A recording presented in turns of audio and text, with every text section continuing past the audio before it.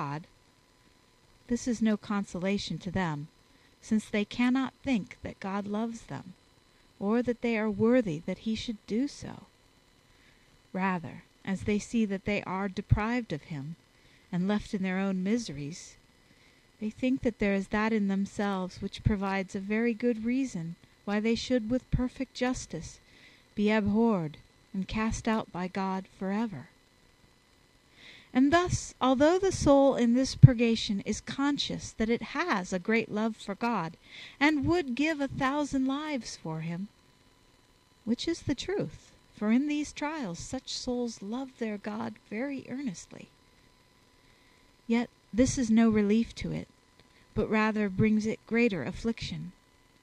For it loves him so much that it cares about nothing beside. When, therefore, it sees itself to be so wretched that it cannot believe that God loves it, nor that there is or will ever be reason why he should do so, but rather that there is reason why it should be abhorred, not only by him, but by all creatures forever, it is grieved to see in itself reasons for deserving to be cast out by him for whom it has such great love and desire. Chapter 8.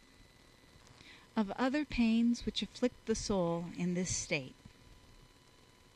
But there is another thing here that afflicts and distresses the soul greatly, which is that, as this dark night has hindered its faculties and affections in this way, it is unable to raise its affection or its mind to God.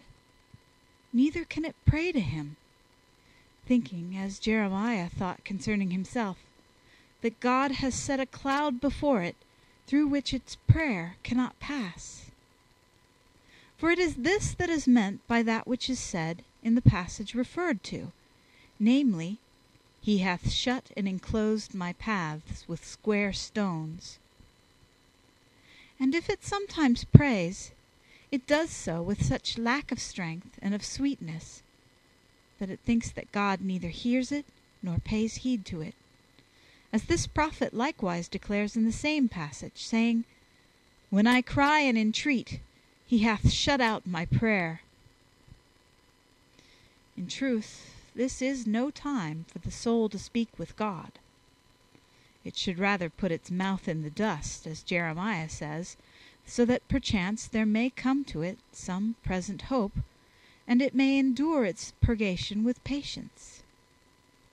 It is God who is passively working here in the soul, wherefore the soul can do nothing. Hence it can neither pray nor pay attention when it is present at the divine offices.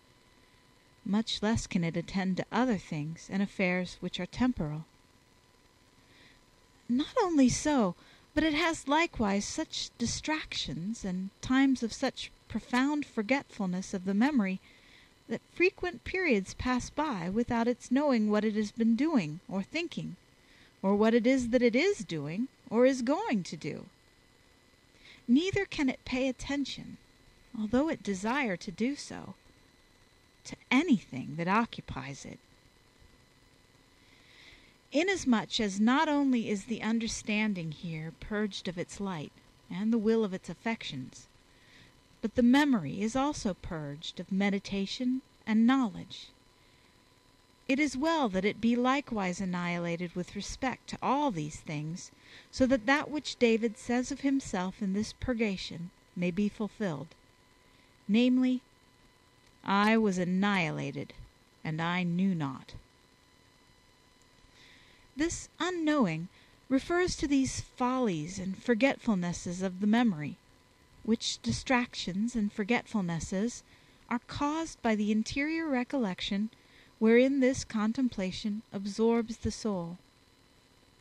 For in order that the soul may be divinely prepared and tempered with its faculties for the divine union of love, it would be well for it to be first of all absorbed, with all its faculties, in this divine and dark spiritual light of contemplation, and thus to be withdrawn from all the affections and apprehensions of the creatures, which condition ordinarily continues in proportion to its intensity.